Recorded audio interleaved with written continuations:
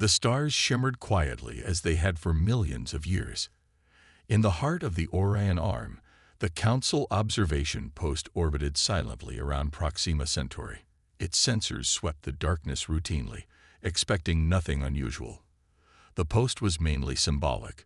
No new species had achieved interstellar travel in over 2,000 cycles. Officer Song yawned at his monitor.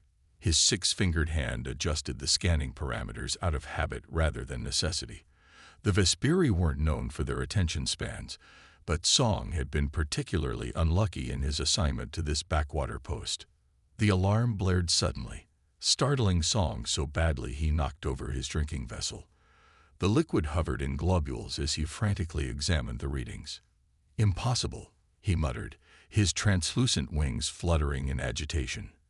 He tapped the console to verify the readings weren't a malfunction.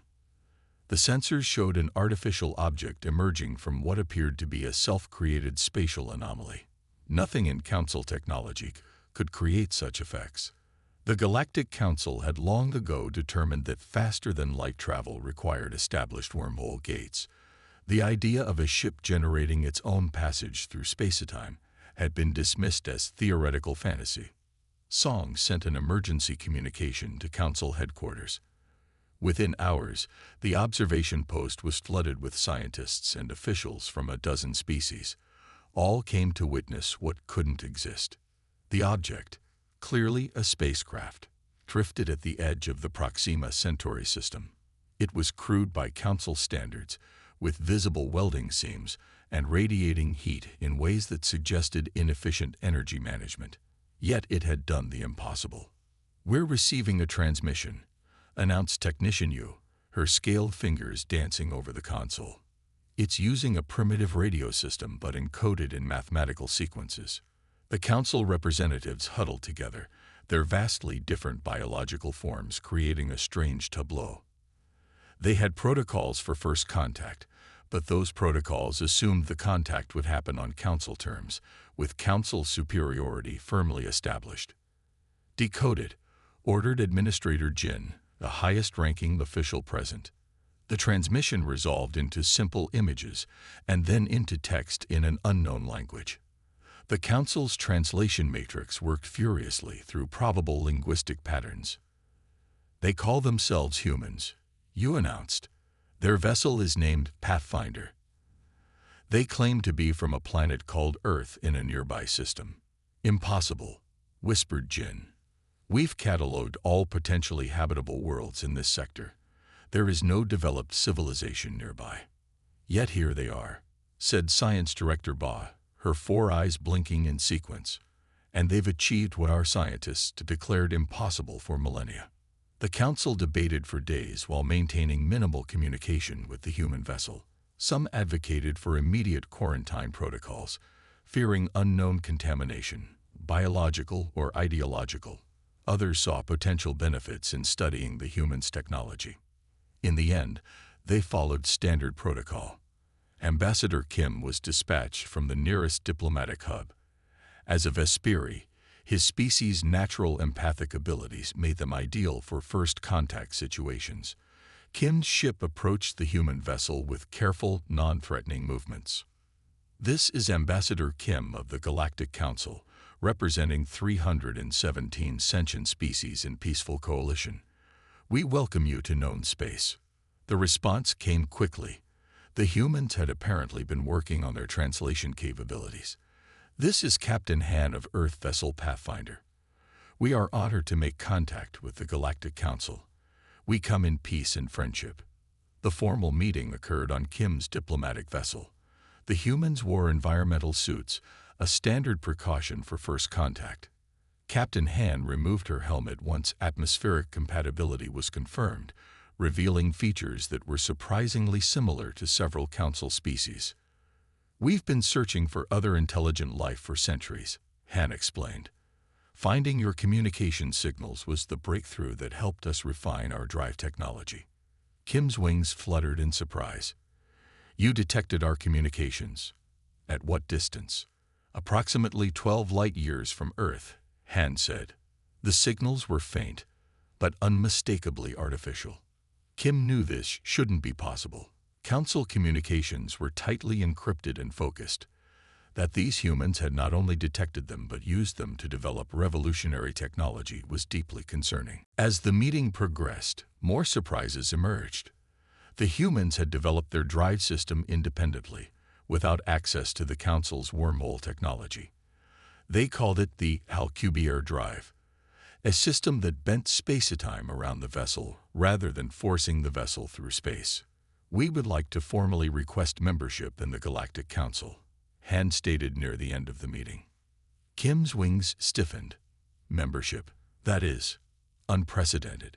New species typically undergo centuries of gradual integration before membership is considered."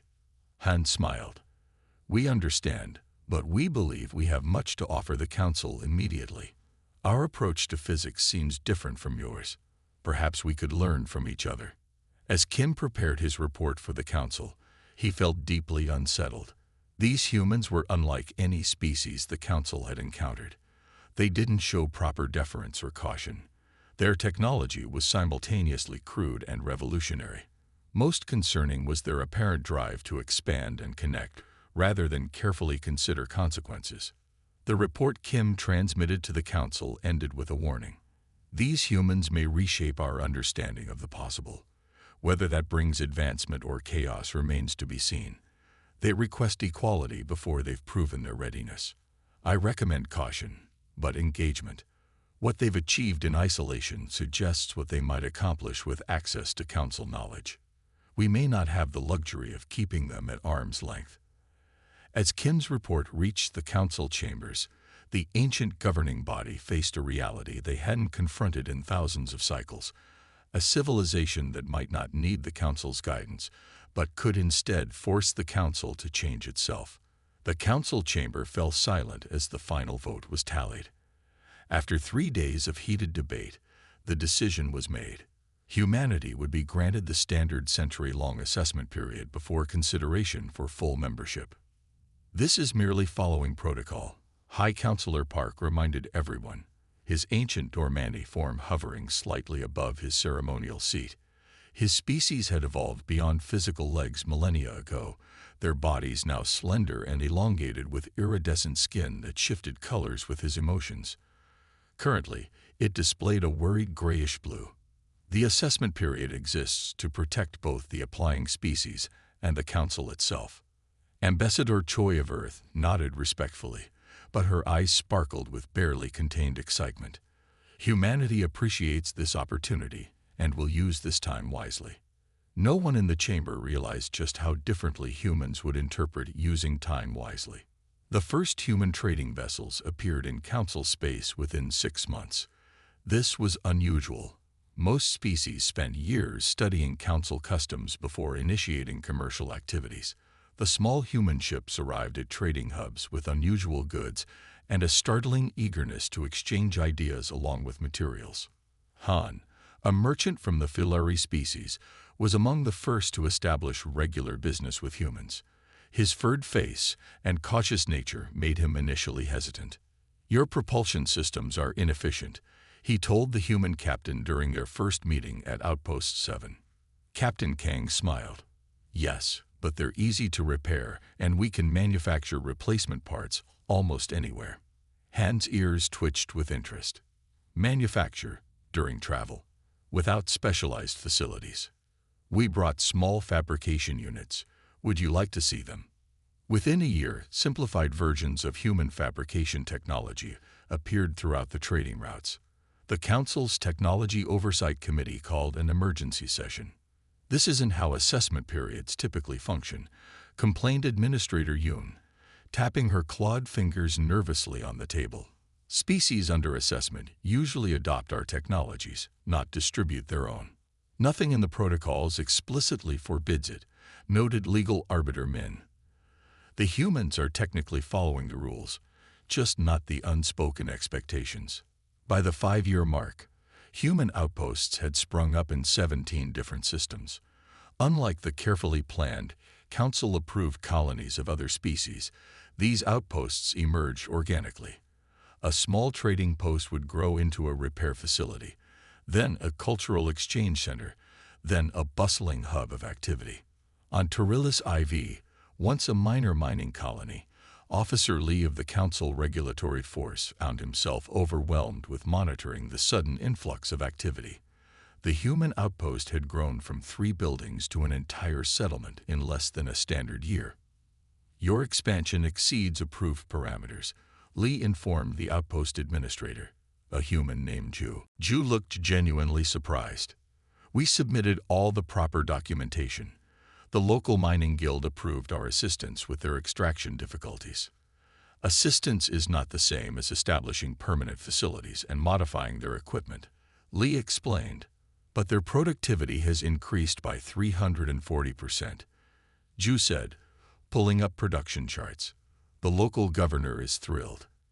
Lee left without issuing citations, unsure how to handle improvements that technically violated procedural norms but benefited everyone involved.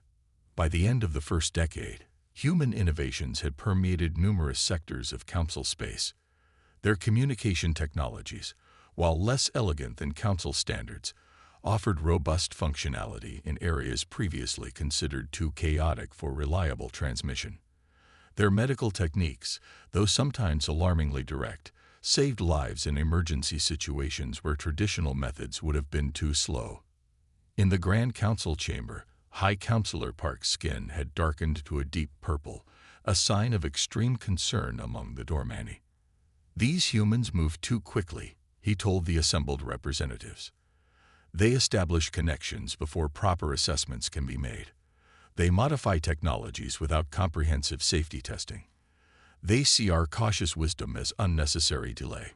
Councillor Kim of the Vesperi nodded in agreement, her translucent wings fluttering anxiously.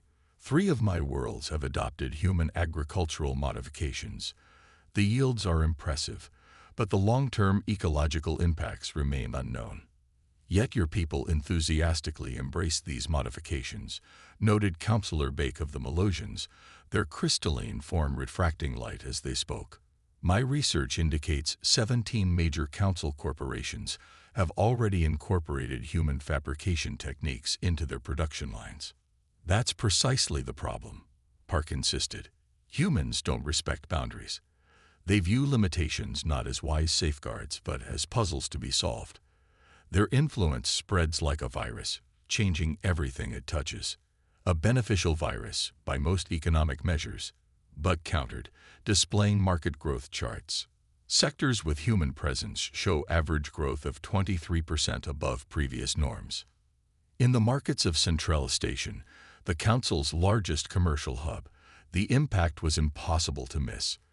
Merchant Sim, who had sold traditional hapteri navigation equipment for over 40 cycles, now struggled to compete with human-inspired alternatives. Their star charts are less accurate, Sim complained to anyone who would listen, but their navigation systems compensate with continuous adjustments. It's inefficient, inelegant. Yet customers increasingly chose the human-designed systems, which were cheaper and easier to repair. On the frontier world of New Haven, settlers from 12 different species had adopted human construction methods. Traditional council buildings took years to complete, with materials precisely grown or manufactured to exacting standards. Human techniques used locally available materials with clever adaptations. "It won't last 500 years like a proper dwelling," admitted construction foreman No, running his clawed hand along a wooden support beam. "But it will shelter us well for 50, and by then we might want something different anyway." This attitude, prioritizing immediate functionality over long-term perfection, spread slowly but steadily through council space. It disturbed the older species and enthralled the younger ones. 25 years into humanity's assessment period, the council called a special review session. It wasn't unprecedented, but it was unusual. Assessment reviews typically occurred at the 50-year mark. "Humanity's influence has exceeded all projected models," reported statistical analyst Choi, her 6 eyes blinking in sequence as she displayed complex charts. Their direct economic footprint remained small, but their influence on methods and perspectives has grown exponentially. High Councilor Park's skin had settled into a permanent state of worried violet. I warned you all from the beginning. These humans don't adapt to us. They make us adapt to them. The careful balance we've maintained for thousands of cycles is fracturing." Ambassador Kang of Earth listened quietly to the concerns, then spoke with surprising gentleness. "We mean no disrespect to the Council's traditions. Humans simply see possibilities where others see completion. Is there not room in this vast galaxy for both approaches?" The special review ended without formal action, but the message to humanity was clear. Slow down, follow established patterns, respect the old ways. Humanity acknowledged the message politely and continued exactly as before. Researcher Hoon stared in horror at the readings on his console. The experimental subspace resonator had been operating normally just moments ago. Now warning lights flashed across every screen in the human research station orbiting Arcturus IV. "Shut it down," Director Shin shouted from across the lab, her face pale with fear. "Emergency protocols." Hoon's fingers flew across the controls, initiating the shutdown sequence they had rehearsed dozens of times. But something was different. The resonator's energy signature wasn't dissipating. It was expanding in ways their models had never predicted. "It's not responding to shutdown commands," Hoon reported, his voice tight. "The resonance is spreading through the local subspace field." Outside the station's viewports, space itself seemed to ripple, as if they were watching the surface of a pond after throwing in a stone. But this pond was the fabric of reality, and the ripples were spreading at faster than light speeds. "Send emergency broadcasts," Shin ordered, activating the station's communication array. "All channels, all languages. Warn everyone in the sector." But it was already too late. The subspace distortion expanded faster than any signal could travel. Within hours, the ripple effect had reached the nearest populated system. Within days, 17 worlds across the sector reported complete communication blackouts. The Galactic Council convened an emergency session amid chaos and fear. For most Council species, complete communication isolation was almost unthinkable. Their civilizations had been interconnected for thousands of years. The psychological impact was immediate and severe. "This is exactly what we feared." High Counselor Park's voice boomed through the chamber, his aged Dormani form glowing with angry red bioluminescence. "Reckless human experimentation has caused catastrophe." Reports flooded in from affected worlds. Navigation systems failed.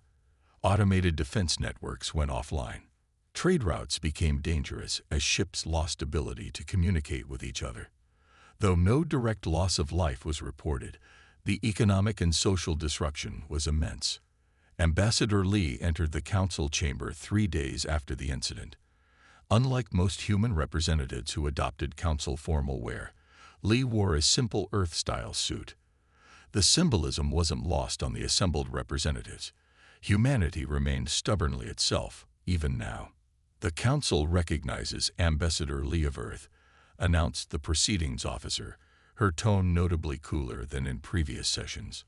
Lee stood at the center of the chamber, surrounded by the hostile stares of hundreds of representatives from across the galaxy. The silence was oppressive.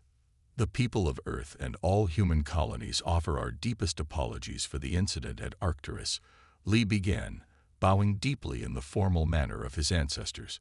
"What happened was not intended, but intent does not erase impact. We take full responsibility." "Responsibility," hissed Counselor G of the Moralian Confederation, her serpentine form coiling tightly in agitation. 17 worlds are completely isolated. The Ballaran hatching colonies can't receive critical supplies. The quantum archive on Tellus Prime is completely inaccessible. Murmurs of agreement rippled through the chamber. Lee waited for them to subside before speaking again. "Our research team at Arcturus was investigating subspace resonance patterns to improve long-range communications. They discovered an unexpected property in the local quantum field. Their experiment triggered a cascade effect no one could have predicted." "Because proper safety protocols were ignored," interrupted Technology Overseer Bake, his crystalline form flashing with angry pulses of light. Council research standards require minimum 50-cycle observation periods before active testing of any subspace manipulation. Lee nodded. You're right. We moved too quickly, applied too much of our typical approach of learning through action rather than observation. It was a mistake. The admission of error silenced many critics momentarily. Few species willingly admitted faults in such public forums. However, Lee continued, our research team began working on countermeasures immediately. Within hours of the incident, they'd developed a theoretical model for subspace stabilization. Within days, they'd built and tested a prototype. Lee gestured, and assistants brought forward a small device, placing it on the central display platform. It was surprisingly small, barely larger than Lee's hand. This is a subspace stabilizer. It creates a counter-resonance that dampens the effects of the distortion. We've already deployed 23 of these devices throughout the affected region. Our projections show complete restoration of communications within 3 weeks, not the 6 months initially estimated by Council scientists. The chamber erupted in a mixture of relief, disbelief, and lingering anger. High Counselor Min of the Federated Worlds raised a gnarled hand for silence. While we appreciate your quick response, Ambassador, this does not erase the fundamental concern. Humanity continues to act with dangerous haste, experimenting with forces beyond your full understanding. We understand your concern, Counselor, Lee responded, and we've implemented new safety protocols for all research facilities. But we've also discovered something important through this disaster. Lee activated the display, showing a complex diagram of subspace fields. The stabilizers we developed don't just counteract the distortion, they actively strengthen subspace integrity. In tests, they've improved communication clarity by 340% and reduced transmission delay by 62%. The technical specialists in the chamber leaned forward with interest despite themselves. In simple terms, Lee explained, these devices could solve the communication lag and signal degradation that has plagued the outer regions of Council space for millennia. What began as a disaster may have led to a breakthrough that benefits everyone. The Council debated for 7 days. Tempers flared. Alliances shifted. Some members demanded humanity's immediate quarantine, restricting all human vessels to Earth's solar system until the full assessment period was complete. Others argued that the rapid development of countermeasures demonstrated exactly why humanity's different approach was valuable to the Council. On the final day, Counselor CEO of the Merchant Guilds addressed the chamber. I have received reports from 12 worlds where human stabilizers have been deployed. Communications are already being restored, weeks ahead of schedule. My own analysts confirm the improved signal quality Ambassador Lee described. High Counselor Park's bioluminescence had dimmed to a troubled purple. The results are not in dispute. The method is what concerns us. Must we endure disasters to achieve progress? The final vote was the closest in Council history. By a margin of just 7 votes, humanity's assessment period was allowed to continue without additional restrictions. The human stabilizers would be studied, tested, and if proven safe over a reasonable observation period, gradually implemented throughout Council space. As Ambassador Lee left the chamber, he was approached by Science Director Yoon, who had voted against humanity. You were fortunate this time, Yoon said quietly. But remember, one more incident like this, and not even your miraculous solutions will save you. Some of us believe the Council has survived for 12,000 cycles precisely because we do not rush. Lee nodded respectfully. And some of us believe that sometimes a little rushing is exactly what prevents stagnation. But we'll be more careful. You have my word. Neither of them could have predicted how that promise would be tested in the coming years. The Grand Council chamber had never felt so tense. Ambassador June stood before the assembled representatives of 317 species, a slim data tablet in her hand. Unlike previous human ambassadors who had attempted to blend their dress with Council norms, June wore a simple Earth-style suit in diplomatic blue. Her choice of attire was deliberate. Humans were done pretending to be what they were not. Honored representatives, she began, her voice calm but carrying to every corner of the vast chamber. As humanity's assessment period approaches its final decade, we wish to present a proposal for consideration. High Counselor Park shifted uncomfortably in his hovering chair. In his 800 years of life, the ancient Dormani had witnessed many changes to the Council, but all had been gradual, carefully managed evolutions. The humans had never understood the value of patience. "The floor recognizes Ambassador June of Earth," he said formally, his bioluminescent skin pulsing with wary purple light. June activated her tablet, and the chamber's central holographic display came to life. It showed the current council structure, a hierarchical pyramid with the founding species at the top, secondary members in the middle, and associate species at the bottom. "The current governance model has served the galaxy for 12,000 cycles," June acknowledged. "It has maintained peace and a certain kind of stability. However, we believe it has also created inequities that limit the Council's potential." Murmurs rippled through the chamber. The word inequities was rarely spoken in formal Council proceedings. "The human delegation proposes a transition to what we call democratic representation," June continued, tapping her tablet again. The display shifted, showing a circular arrangement rather than a pyramid. Species names were distributed evenly around the circle, with connecting lines forming a web-like pattern. In this model, each member species receives proportional voting power based on population and number of settled worlds, with foundational rights guaranteed to even the smallest members. The chamber erupted into a cacophony of voices, translators working overtime to keep up with the outbursts in dozens of languages. "Silence," commanded Park, his skin flashing bright red. When order returned, he addressed June directly. "Ambassador, surely you understand that the Council's structure is not arbitrary.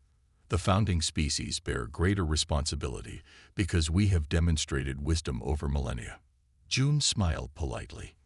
"Wisdom is valuable, High Counselor, but so are fresh perspectives and the voices of those who experience Council policies directly. Our analysis suggests that 93 species classified as associates have no meaningful input into decisions that govern their existence."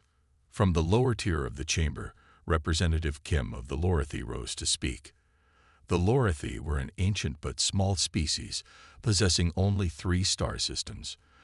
Despite their long council membership, they had always been classified as associates. "The Lorathi support the human proposal for consideration," Kim said, his delicate feathered crest rising with emotion. "For 7,000 cycles, we have contributed cultural and scientific achievements while having minimal voice in council governance." This statement shocked many. The Lorathi were known for their cautious diplomacy and rarely challenged council norms. High Counselor Min of the Aldebaranian Alliance, whose species had helped found the council, responded with obvious disdain. "The current system has maintained peace for longer than most species have been spacefaring. Why risk chaos for untested theories?" The debate raged for days. What shocked the Council's leadership wasn't just the proposal itself, but the coalition that formed around it. Species that had been quietly accepting their subordinate roles for millennia suddenly found their voices, encouraged by human diplomatic outreach. Behind closed doors, High Counselor Park met with his inner circle. "How did they do this?" asked Counselor Jin of the Vespori, her translucent wings fluttering with agitation. "The Lorathi, the Balmerins, even the Cressidi Federation. They've never aligned against founding interests before." Archivist Yoon, whose species had recorded council proceedings since its inception, adjusted his viewing lenses thoughtfully. "The humans have built relationships we never noticed. While we monitored their technology and expansion, they were having conversations." "Dangerous conversations," Park muttered. "Perhaps," Yoon acknowledged, "but also inevitable ones. The humans have accomplished in decades what other species failed to do in millennia. They have not adapted to the Council. They have forced the Council to adapt to them." As the formal debate continued in the chamber, the real negotiations happened in the diplomatic lounges, private quarters, and secluded meeting rooms throughout the Council station. Human diplomats moved constantly between factions, listening to concerns, offering compromises, building bridges between species that had barely acknowledged each other for centuries. Diplomat Song met with representatives from 28 mid-tier species in a converted cargo bay, the only space large enough to accommodate their various biological needs. "We understand your concerns about rapid change," Song told them. "The human proposal includes a 50-cycle transition period with special oversight committees to ensure stability." Representative Ba of the Julari, a methane-breathing species whose environmental needs had often been overlooked in Council station design, spoke through her translator.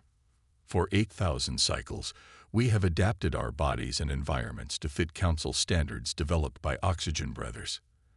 Perhaps it is time for some adaptation in the other direction." Even some founding species representatives began meeting privately with the human delegation. Councillor Lee of the Melosians approached Ambassador Jun after a particularly heated chamber session. "Your proposal has more support among my people than I can publicly acknowledge," Lee admitted, his crystalline form shimmering with subdued light. "The younger generations especially question the wisdom of rigid hierarchies." Jun nodded. "Change is always frightening, Counselor, but it doesn't have to be destructive." The turning point came when the Quantum Archives of Selner released a historical analysis that shocked many Council members. The archives had compiled decision outcomes over the Council's 12,000-cycle history, comparing them with alternative scenarios. "Our analysis indicates that 62% of major Council crises resulted from delayed response due to hierarchical decision structures," the head archivist testified. "In simulated models, more distributed decision-making consistently produced faster adaptations to emerging threats."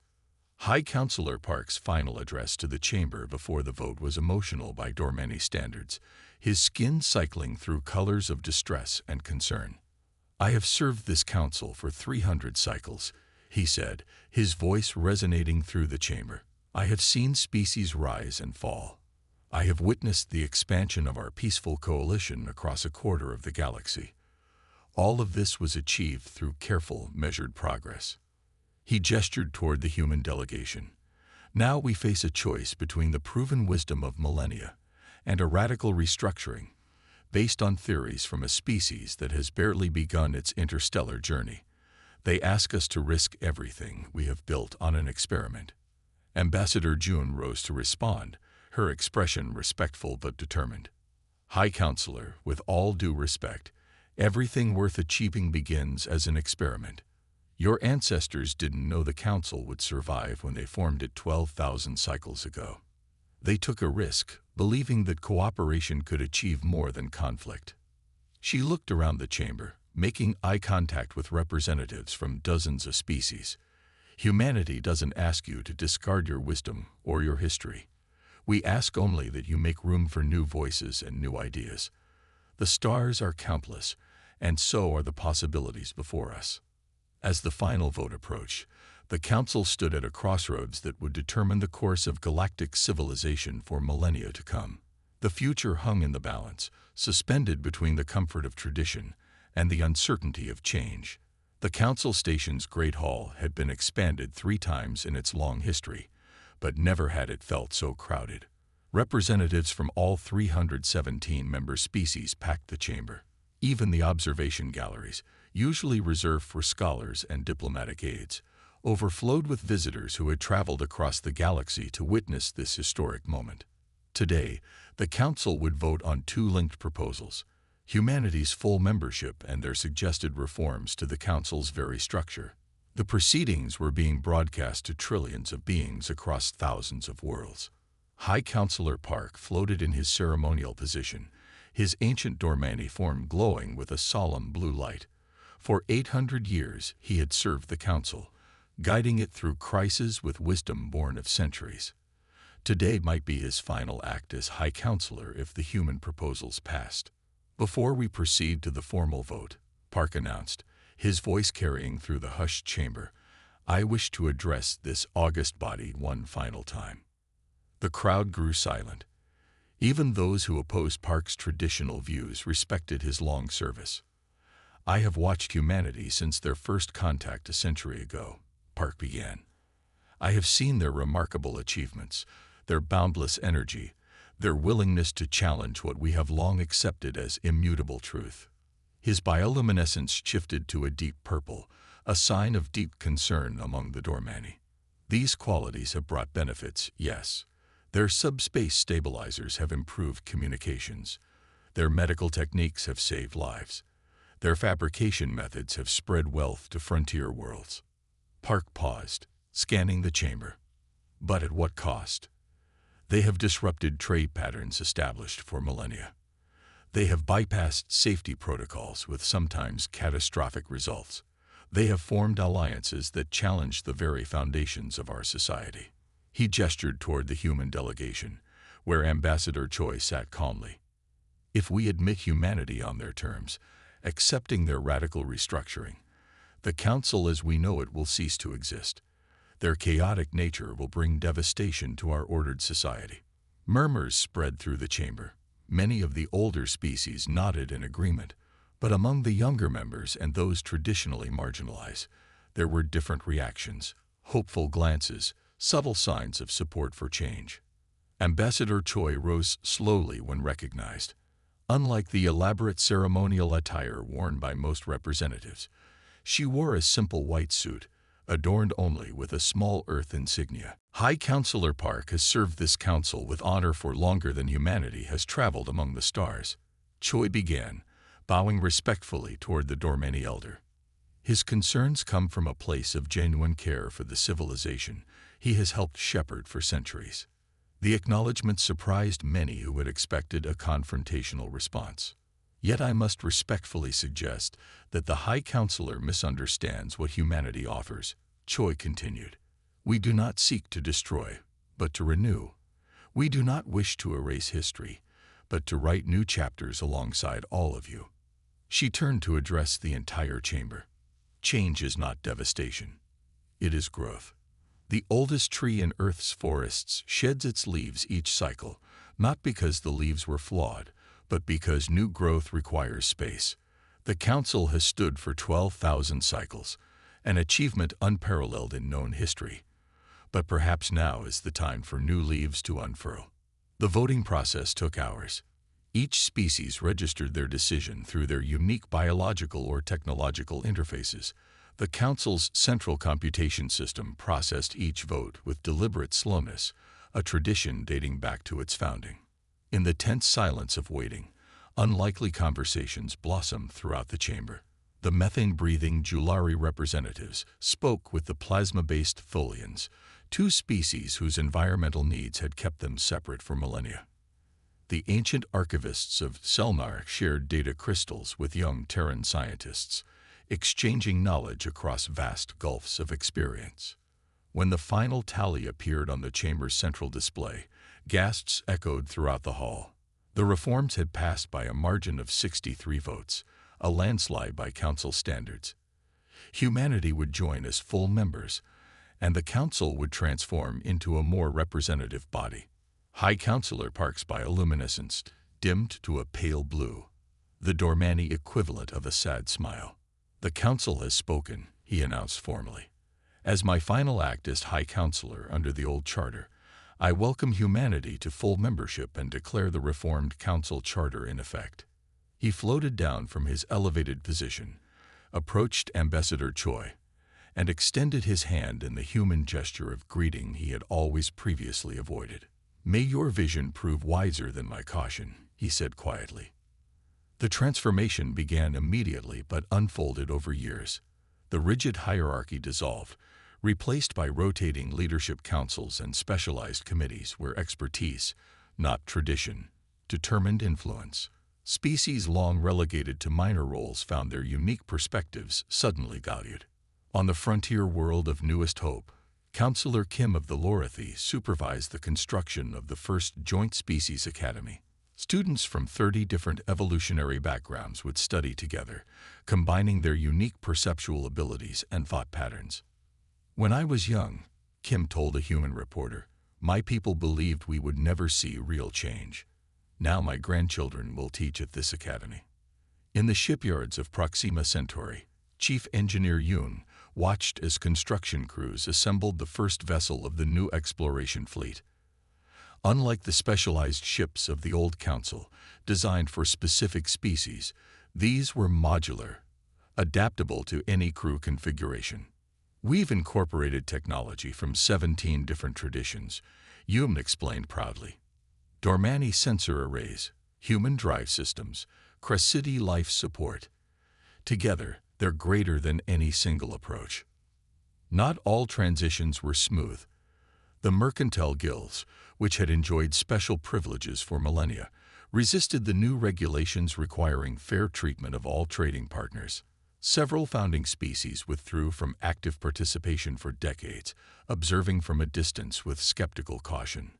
On the 100th anniversary of the reforms, the new council gathered for a special commemoration. The chamber looked very different now, arranged in concentric circles rather than hierarchical tiers, with environmental accommodations for all biological needs built into its very structure. Grand Archivist Han, whose species had recorded council proceedings for 12,000 cycles, addressed the assembly. "Our records show that in the century since the Great Reform, our civilization has experienced an 843% increase in technological innovation, a 217% expansion in settled worlds, and a 92% decrease in interspecies conflicts." Han's viewing lenses adjusted, focusing on the human delegation. The devastation that was feared has indeed come to pass. The old order has been thoroughly transformed, but from that transformation has emerged a civilization more vibrant, more inclusive, and more resilient than what came before. In the observation gallery, an elderly human woman watched quietly. Few recognized former Ambassador Choi, now long retired. As the ceremony concluded, a young Dormani approached her, his skin glowing with the bright green of youthful enthusiasm. "Are you really Ambassador Choi?" he asked. "My grandfather was High Counselor Park. He told me to find you if I ever had the chance." Choi smiled. "And what did he want you to tell me?" The young Dormani's skin shifted to a respectful blue. "He wanted you to know that before he died, he said you were right. Change wasn't devastation after all." As stars shone through the chamber's transparent dome, representatives from hundreds of worlds mingled freely, their differences not erased but celebrated, their unity not imposed but chosen. The galaxy had entered a new golden age, not through conquest or domination, but through the simple, revolutionary idea that every voice deserved to be heard. The end.